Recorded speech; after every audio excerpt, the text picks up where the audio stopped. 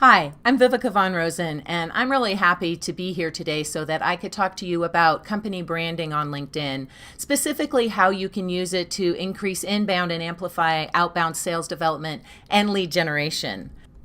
I'm the Chief Visibility Officer and Head of Personal Branding here at Vengreso, along with Mario Martinez, who's our CEO. We've got Bryn Tillman, who's Chief Learning Officer, Kurt, who's Head of Sales, and then, of course, Bernie Borges, who's our Content Marketing CMO. And so you'll see all of them present today, and really all of our presentations will build on each other. So I recommend that you check those out as well. But let's get started with a few stats that might make you understand why it is so important to be using LinkedIn and to really be focusing on your corporate brand and how your corporate brand can be amplified by your employees. So first of all, there's over 500 million users. It's actually more like 512 now, and over 40% are using LinkedIn every single day.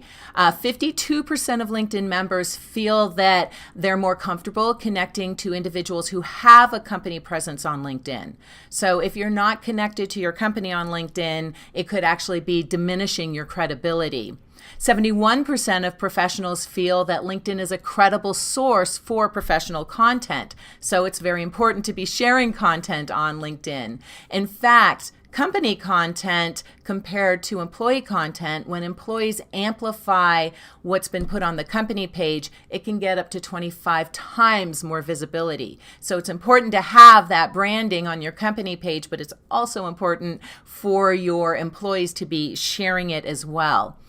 75% of B2B buyers use social media to make purchasing decisions, so it's very important. And then 84% of C-level or VP executives use social media to make purchasing decisions. So that's a really high number. So again, you have to have a really strong presence on LinkedIn.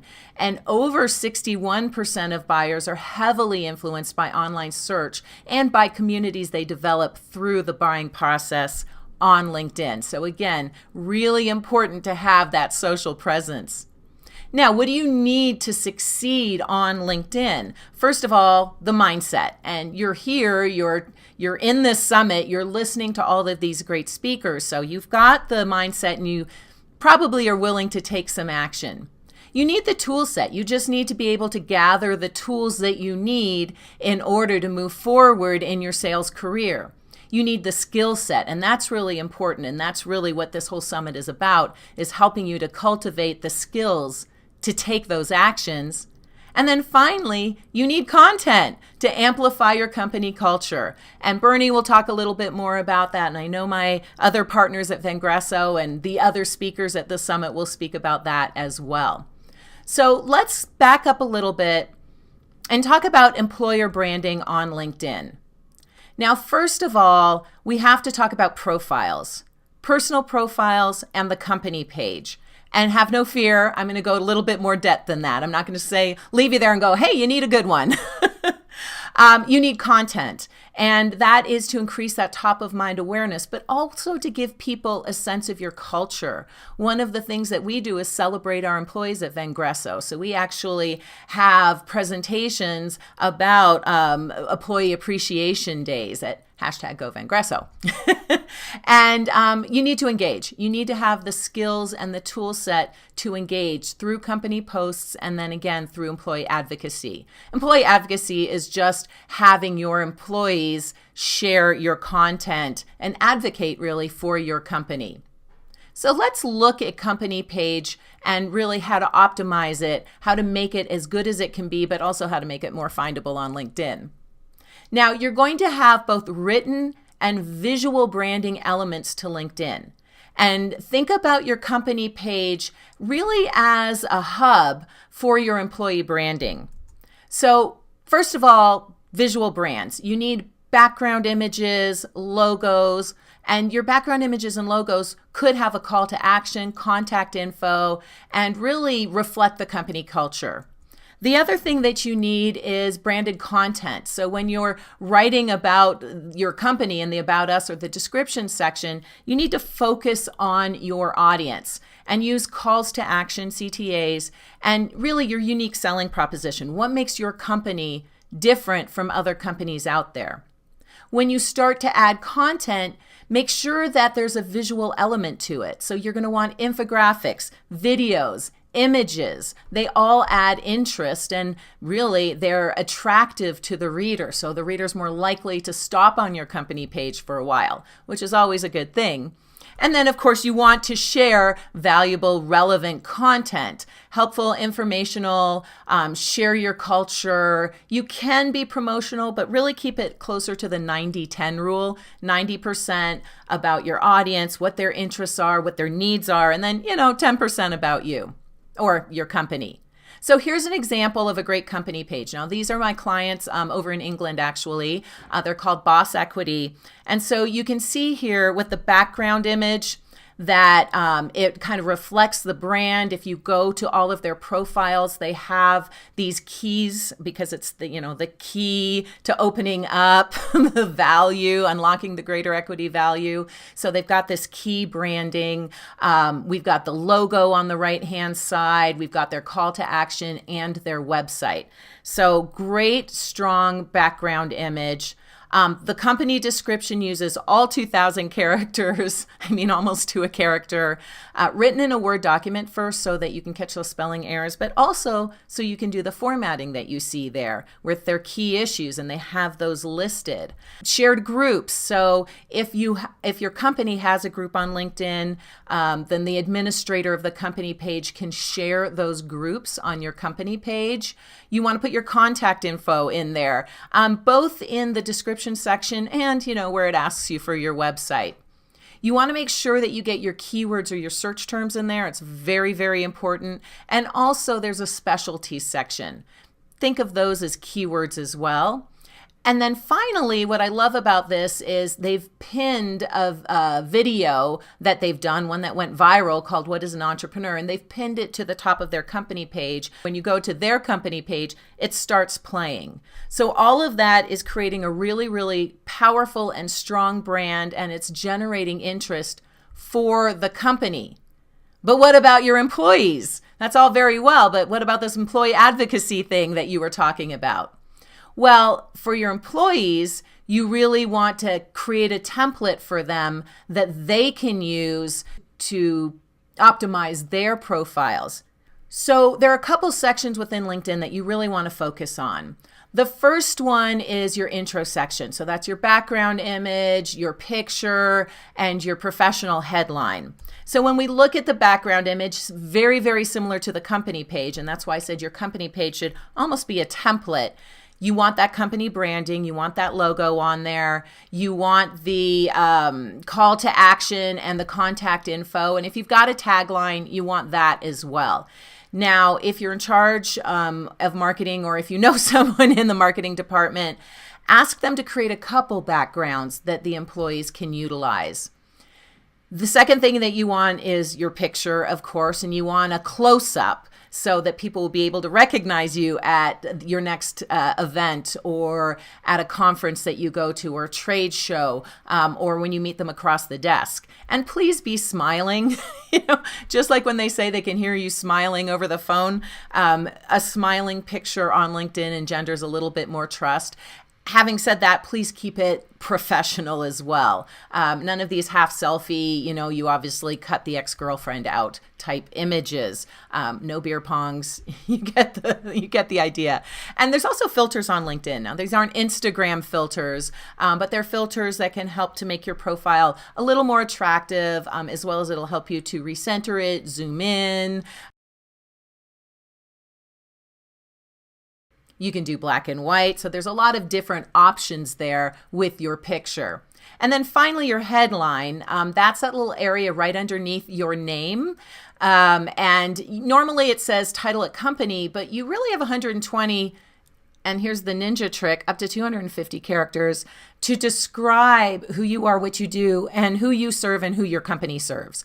So you definitely want to go beyond the title at company. That's another place where you can add a tagline, again, reflecting who you serve, what you do. And if there's room, you can, of course, add your title too. So again, with the background image, and here's a link for you. If you want to go to vengresso.com/blog/update-LinkedIn-banner, Bryn Tillman has created a template. So if your marketing team isn't up for it, or you want to get a move on this ahead of time, you can create your own background image using this template.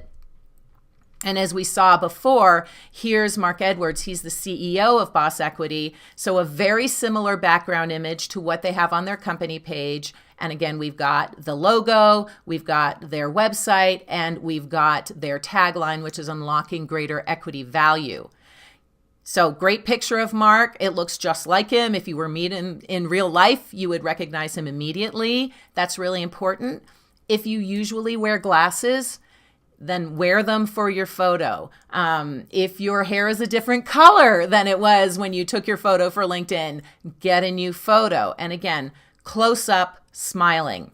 Now, the other thing that you'll notice here is right under Mark's name is his his professional headline. So CEO, founder of Boss Equity. So there's his title. But M&A deal makers, unlocking greater equity value, their tagline within your software tech business. Who they are, what they do, who they serve, in 120 characters, almost exactly. Now your photo, as I mentioned before, very important, close up, smiling. Branding is optional. I've got some photos that I sometimes use on LinkedIn with the Vengresso V in the background. Just make sure that you're approachable and that the photo is aligned with your business. And as you can see in that image itself, you can crop the photo, there's filters, and you can even adjust for color. You can zoom in, you can straighten a photo up, but just make sure that that photo is professional and it reflects what you look like right now. There's an old picture of me with short hair. There's the new picture of me with longer hair. That headline, as I mentioned before, with Mark, 120 characters describing who you are, what you do, and who you serve, right? And you can see here that I've got way more than 120 characters. I've got about 240 characters here because here's the hack. If you build your professional headline in your mobile app, then you get the extra characters. So that's a really sneaky hack for you. But if you really want to say more about who you are, what you do, and who you serve, you might need those extra characters. So you might need your mobile phone and the LinkedIn app. Another thing that I would ask you to do is to customize your URL. That will get you better visibility on Google.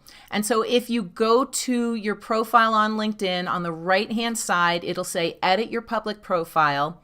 Once you click on edit your public profile, you can see at the bottom image there, you can add your name, you can add your area of expertise, but understand these are unique URLs. So if you've got a common name, someone already has it. I already have LinkedIn expert. There's no spaces. You can now use a dash. So that's new. You could do like LinkedIn dash expert or Mark dash Collins. So if you've got a more common name, just know you can put the dash in there and it'll still definitely get you found on LinkedIn. So again, your area of expertise, you can use a middle initial to differentiate yourself. You can put your name and your location, Viveka von Rosen, CO for Colorado, or like Mario does, you can use your Twitter handle. So there's a lot of different options here, but I would definitely recommend customizing your URL so that you get more visibility on LinkedIn. And then finally, your summary section. And this is really where the marketing department can help you out in creating this story about who you are, what you do, and who you serve. This is about your audience. It's not so much about you, it's about your audience and how you can serve them and how you can make their life better and how you can approach their point of pain. So first of all, you need a really strong first sentence. Only the first line or two, well, actually 60 characters on mobile and 200-ish characters on the browser will show. So you need a strong opening sentence. Maybe ask that question that everyone always asks you and then answer it in the second line, or just answer the question that everyone always asks you in your business. Offer a question or a solution and then get them to click on see more. The other thing that you need to do is focus on your client needs. You've got 2,000 characters. That's not words, it's characters. So again, you want to do this first in a Word document. You can show case studies in this or successes that you've had. You can add little testimonials, but really you want to focus on them. What's in it for them? How can you help them? So it's important to know your audience and then make it easy for them to connect with you. Add your email address, a phone number, an appointment link like we use calendly.com. And that way people can easily set an appointment with you. So you want to make sure that your summary section covers all of these things and that you have calls to action in there. Tell them to keep reading. Tell them to look at your images or your media. Give them some direction. That's the thing. People will be reading your profile and they'll go, okay, next. But if you give them some direction, give them something to do, they're more likely to do it. When it comes to your summary, here are some tips for you. And Bernie's going to go into a little bit more detail on this.